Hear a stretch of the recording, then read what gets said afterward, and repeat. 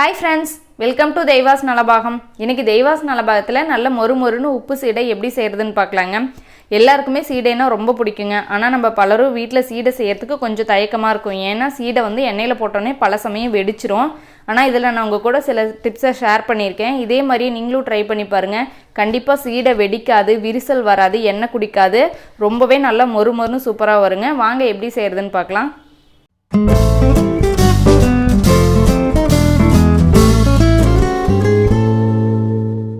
First இந்த recipe பண்ணுறதுக்கு stove on பண்ணி பேன் வச்சுக்கோங்க. இதில் நான் 1 கப் அளவுக்கு பச்சரிசி மாவு எடுத்திருக்கேன். இது கடையில் வாங்கின மாவு தான். நீங்கள் ஒருவேளை வீட்டில் அரைச்ச மாவாக இருந்தாலும் நல்லா ஈரம் போக நல்லா வறுத்து எடுத்துக்கோங்க. அடுப்பை லோ ஃப்ளேமில் வச்சுக்கோங்க. மாவு வந்து எதுவும் கலர் சேஞ்ச் ஆகக்கூடாது. நல்லா மாவு பொலன்னு உதிரியாக வர அளவுக்கு நல்லா வறுத்துக்கோங்க. இந்த அளவுக்கு நல்லா ஒரு 2 நிமிஷத்துக்கு மீடியம் ஃப்ளேமில் ரொம்ப சிம்மில் வச்சு நல்லா வறுத்துக்கோங்க. மாவு எப்படி நம்மளுக்கு ரெடி ஆயிடுச்சு அப்படின்னு சொல்லி பார்க்குறதுக்கு மாவு அள்ளி அப்படியே ஒரு கோலம் மாதிரி போட்டிங்கன்னா உடையாமல் அழகாக ஒரு கோடு மாதிரி நல்லா வரணும். இதுதான் இந்த அளவுக்கு நல்லா வறுத்துக்கோங்க. ரொம்ப இம்பார்ட்டன்ட். அப்போ தான் வந்து சீடை வெடிக்காது, நல்லா வரும். இந்த அளவுக்கு நல்லா லோ ஃப்ளேமில் வச்சு வறுத்தாச்சு. இப்போ ஸ்டவ் ஆஃப் பண்ணிவிட்டு ஒரு பாத்திரத்தில் ஒரு ஜல்லடை வச்சுட்டு இதில் நம்ம சேர்த்துக்கலாம் மாவை.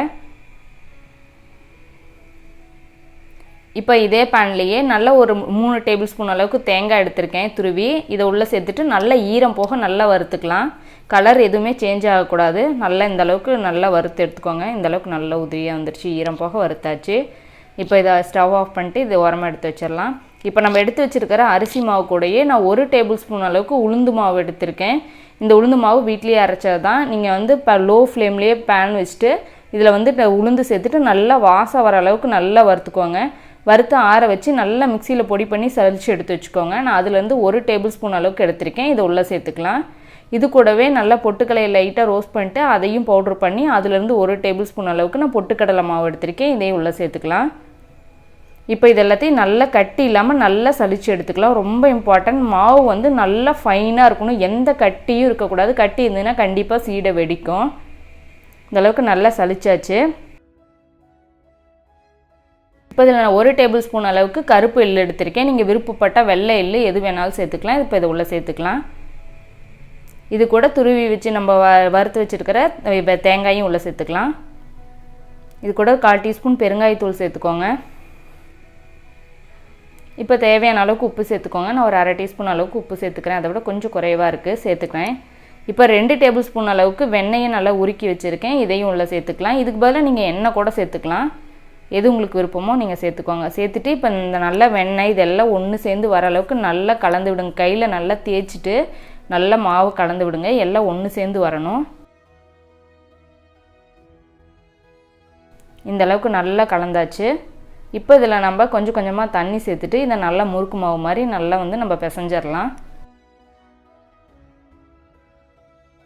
கொஞ்சம் கொஞ்சமாக தண்ணி சேர்த்துட்டு இதை நல்லா பிசைஞ்சிக்கோங்க.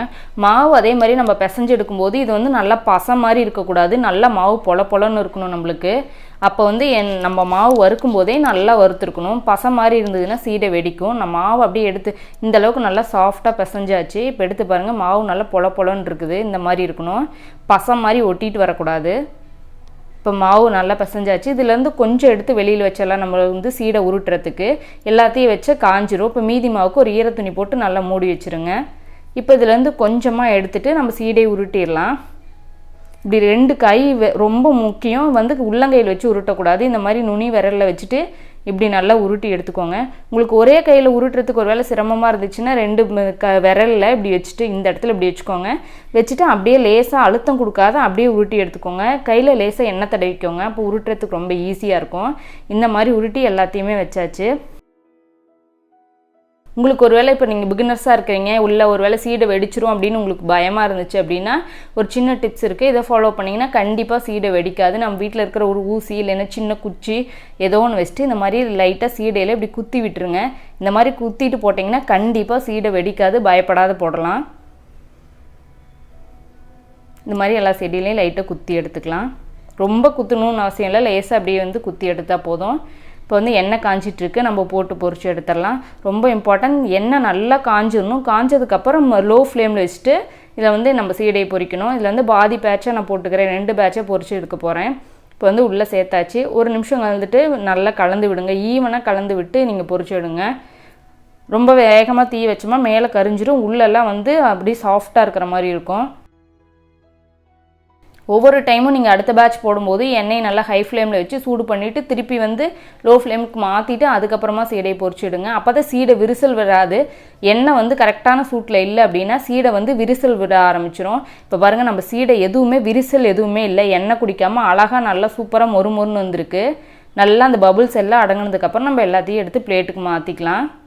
இதே மாதிரியே மீதி இருக்கிற மாவி நம்ம அடுத்த பேட்சையும் போட்டு பொரிச்சு எடுத்துக்கலாம். அவ்வளோதாங்க, நம்ம சூப்பரான சீடை நல்லா மொறுமொறுன்னு விரிசல் இல்லாமல் வெடிக்காமல் சூப்பராக ரெடியாகி வந்துடுச்சு. நீங்களும் இந்த ரெசிபியை வீட்டில் ட்ரை பண்ணி பாருங்கள். உங்களுக்கு பிடிச்சிருந்துச்சுன்னா லைக் பண்ணுங்கள், ஷேர் பண்ணுங்கள். நம்ம தெய்வாஸ் நலபாகம் சேனலுக்கு சப்ஸ்கிரைப் பண்ணுங்கள்.